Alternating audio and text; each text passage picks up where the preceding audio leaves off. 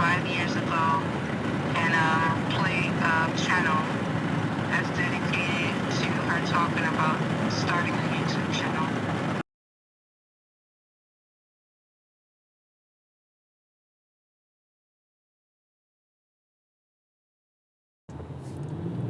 All right. First of all, I wanted to give you a little something before I start this video because I'm shooting with a 35mm lens. It's a Minolta Rokkor f2.8. It's a vintage lens. And it's kind of the point of this whole video, or at least partially. And I guess what I wanted to kind of make clear, because this video is kind of like all over the place, but I think that's kind of the point. Because, you know, sometimes you think something is not so great, right? Actually, you might think it sucks, something like that. But if you give it a chance, you might find out that you were absolutely wrong about it, you know?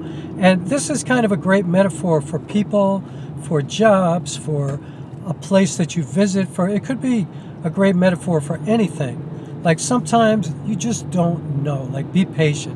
You know what I'm saying? And so I originally thought this 35mm was a problem, and you know, there was some kind of issue, it was too sharp or whatever. But what I realized is that, you know, I'm used to shooting 28mm. Like that's my favorite focal length. I use 28 and 50 90% of the time.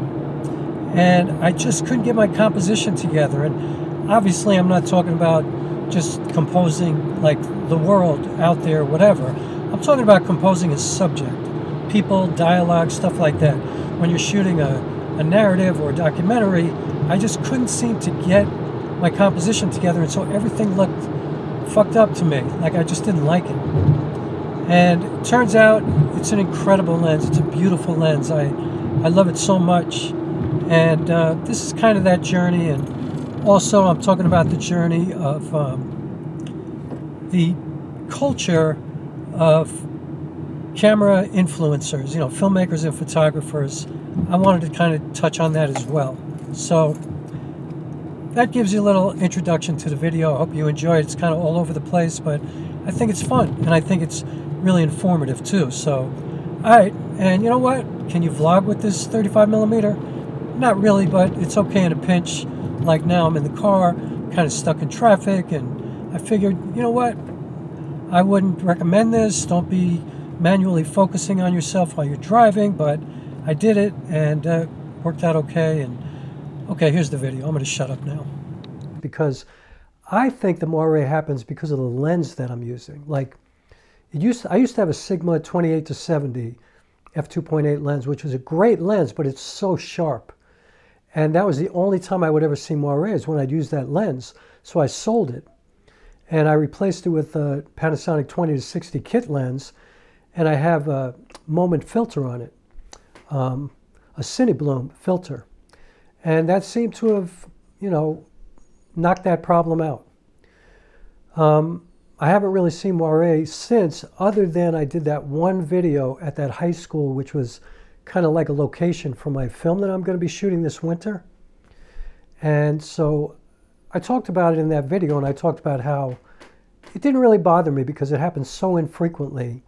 And even though I was like obsessed with it a couple of years ago, I put it out of my mind. You know, I was like, you know what, it doesn't matter. Even if I had an optical low pass filter, it still wouldn't guarantee not getting moire. And so don't think about it. Just keep working. 99.9% of the time it doesn't happen. But when I saw it last night, it really bothered me. You know, and ironically, today I open up eBay and I see a Panasonic S1ii on eBay in great condition from a really trusted seller for $1,450. So I was about to pick it up, but I had to bring my car into the shop today because I was hearing some weird sounds. I had to get rotors, all my brakes. Cost me almost $1,000. I can't do it. You know, I can't do it. I could put it on a credit card. I can't, you know. When I'm going to get one before I start filming this winter. But, and I'll do what I have to do at that time. But for right now, I'm telling myself I'm going to get enough work between now and then.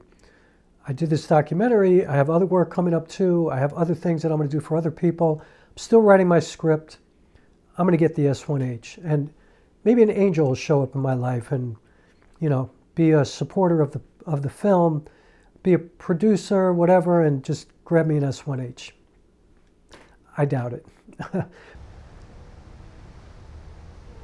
Okay, I'm shooting with the Panasonic S5, the original. I'm using a Minolta 35mm f2.8 Rokkor vintage lens. I'm waiting for an important phone call, so I might have to interrupt this video, but the reason I'm doing it is because I got my car in a shop over there, and I'm waiting to get a phone call from them to see if it's a disaster for me. And I figured while I'm waiting, who knows how long it's going to be, I would shoot a video real quick. I'm in APS-c mode because I'm pretty far from the camera, and this was the only way I could set it up out here. Anyway, and by the way, I'm testing this lens because I feel like the only time I get moire on this camera is with lenses that I feel are too sharp. And lately I've been feeling like this 35mm, even though it's a vintage lens, it's a manual lens, it's just too sharp. There's something about it that's so sharp that it bothers me. And I don't know if I'm crazy or, I don't know. So I decided to shoot with it like for the next couple of weeks to really test it out and see if I'm crazy or if it's, you know, user error or something like that, or if I just shouldn't use it anymore. I never have this problem with my 28mm Minolta. I never have this problem with my 50mm Minolta. So I don't know what's going on, but we'll see. Like, I shot a video last night in my apartment, and this exact sweatshirt was just like moire land. It was like shimmering. And I'm like, what? I don't get that with anything else. So it's really strange to me. But that's not what this video is about. What this video is about is, you know, I've been thinking a lot about camera and culture. And I'm talking about specifically the culture of this camera space, you know, this filmmaking and photography space on YouTube especially. And how I believe that very few people buy a camera that they feel is right for them, for the work that they do. And frankly, I feel like most people looking for cameras, they don't even know what kind of work they do. Like, they're buying a camera based on what they might want to do or think they're interested in, but they're not actually doing work. I mean, unless you're a professional and you're doing weddings or corporate work or narrative work or documentaries, you know, if you're the majority of people where this is just a hobby, you don't even know what you're doing really, you know, in terms of the type of work. You're trying to buy a camera that can cover everything, right? It's great at everything. It's great at sports. It's great at, you know, doing landscape. It's great at, you know, portraits. It's great at everything. And nobody really does everything. You know, very few people do. You know, unless you set out to try and do everything, most people just don't work like that. Like, most people figure out what their thing is, and that's what they do. But what I think happens is that you buy a camera based on the influencer that you watch, the YouTuber, the person doing the video. If you relate to this person, if you like them, if their personality resonates with you, that's the camera you're going to get. And I don't really think there's anything wrong with that, because I think part of that is the reason you know, kind of feel an affinity towards somebody is because you like the work that they're showing on the channel. So, you know, if you're watching like Danny Gewirtz or Terry Warfield or somebody like that, and if you like them, you know, it's because you like what they're presenting on the channel and you want to be able to do that type of content. So I don't think it's a bad thing, but I think it's something to think about, you know what I mean? Because what if you get your camera and you find that it's not really what you do? And, you know, if you're only doing YouTube videos and kind of recreating what those guys have done, I don't know, it just feels like a kind of a weird way to choose a camera to me, but I do think that is the prevalent way that people choose cameras. I think we choose according to the culture of YouTube. Like, who are you into? Peter McKinnon, you know, are you into YCI? Like, who are you into? That's the kind of camera you're going to buy.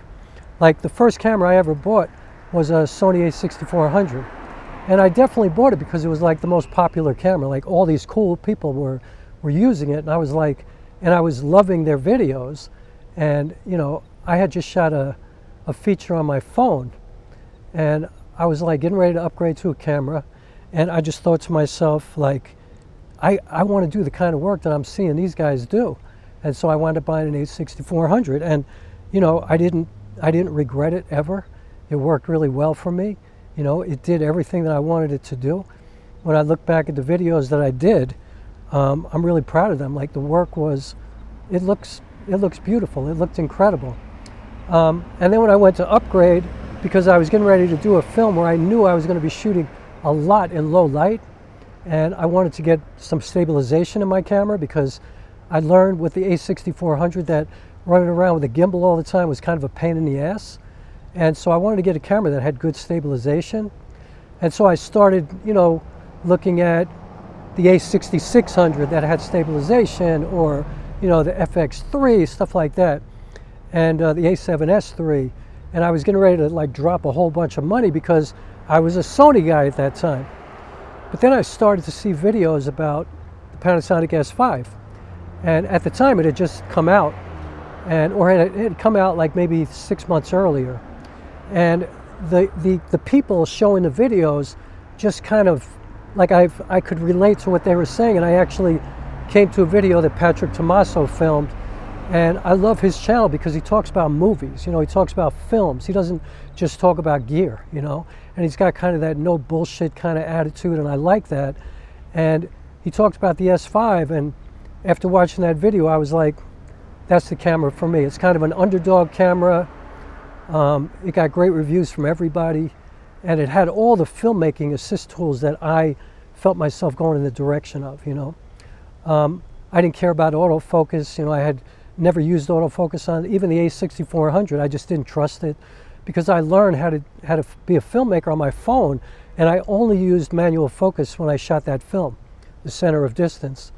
And so, but I definitely bought the S5 because of the culture, you know, the cultural kind of feeling that I got from the filmmakers that I was watching on YouTube. And I think that's kind of a cool thing, you know.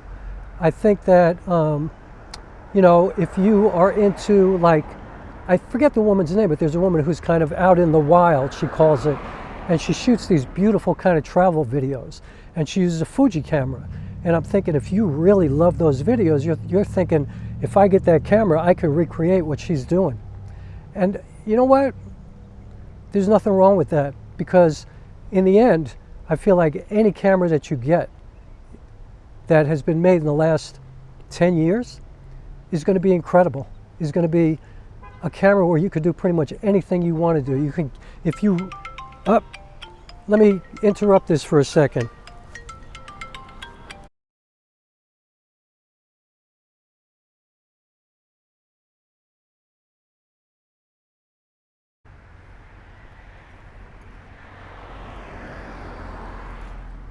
All right, I'm back. My car needs rotors. I'm screwed. It's going to cost me a lot of money. But anyway, what I was saying, oh yeah, if you saw that woman out in the wild, you probably would want to buy a Fuji camera. And so what I was saying was, no matter what camera you get, you know, that was made in the last 10 years or so, 8 years, whatever, you know, back to like the GH5 in 2017, you're going to have a camera that's remarkable, that's incredible. And my whole point is this. Whatever you get, I would like highly recommend to like commit to that camera, right? Get to know it, make it a part of your body, make it a spiritual connection, you know, to sound, like I really do feel that way, you know, make that camera something that you love, you know, don't be mad at the little things that bother you, because there's not going to be a perfect camera, but every camera can give you, like, if you can get the most out of any camera, then you're doing the best that you could do, because you have to learn how to be a good filmmaker. You have to learn how to expose. You have to learn how to compose. You have to learn how to, you know, get your settings correct. You have to learn how to handle the camera. You know, you have to learn how to move properly. Like, you have to learn how to be a filmmaker or a photographer or both to get the most out of any camera. Like, if you get the best, most expensive camera, it doesn't mean that you're going to do good work. You know, if you don't learn how to do the work with any camera. So I feel like what I'm saying is obvious, you know what I mean? And I think a lot of YouTube videos are kind of obvious, and people keep doing them over and over and over again, but yet I think there is a reason for that. You know, like people, I think people are still obsessed with getting the best camera as opposed to becoming the best filmmaker or the best photographer. And, you know, you can apply that to anything in life, you know what I mean? Like we're always looking for something externally to fix us, you know, as opposed to fixing ourselves internally, you know, and that I think is a good metaphor for anything. And in this case, for filmmaking or photography. Like, you know, look within yourself, you know, be a better technician with the camera, and be a better person, you know, better human being in general, looking at the world, knowing what's going on, observing things, and that'll help you to get the most out of your camera. You know, I think that the best example I could use is, I remember one day I was walking down the Grand Concourse in the Bronx, and I was headed to the Bronx Museum of Art. There was an exhibition there of the Young Lords, and I wanted to see it. And I happened to run into my friend Tongo, who was walking up the Grand Concourse to go to the same show. And so we sat and we talked outside the museum for a while. And he and I are kind of similar in that, you know, we're both kind of rebellious people, and, you know, artists who are kind of on the outside doing our own thing. We're not conventional. We don't, you know, follow directions very well. We're kind of like, sometimes don't play well with others, so to speak. I know I'm speaking for myself for sure. But Tongo is definitely a revolutionary and somebody who I really respect greatly. And he said something to me that day that really stuck with me. And he said, you know, he goes, you and I, we got to get on the inside. You know, we're kind of on the outside a lot. We got to get on the inside. You know, we have to get our work to the people who are connected to things that could get us a bigger audience. You know, people who can get us in the movies, on TV and books, and like in a more, you know, in the world where other people can get to our work, not just the clubs and, you know, where people, you know, it's not good to just be like legendary among your peers doing great work, but you can't elevate yourself to a bigger audience because you're kind of limiting what you're doing. You know, you're limiting your impact on people. And then he said to me the thing that really stuck with me. He goes, you know, I've learned, in order to be a great artist, you got to be a great person, you know? You have to be able to deal with everybody. And I actually just worked on a documentary, I just finished it, on a person named Poet Gold. She's an incredible artist, like an incredibly gifted human being too. And that's the part of her that's really special, because what she does creatively, anybody could do. Like, being talented is easy. It's not even your fault. Most people are born talented, and then it's easy to develop your talent, to become great at what you do, to be a great guitar player, great piano player, a great actor, whatever. You can do that, but I personally believe the only way to really be great is to be a great person, to pay attention to what's going on around you, to stay open, to listen, you know, to understand that you don't know everything, that you probably know nothing, to really, really get it, you know what I mean? To live your life, to have a full life, to participate, to just stay open, to be willing.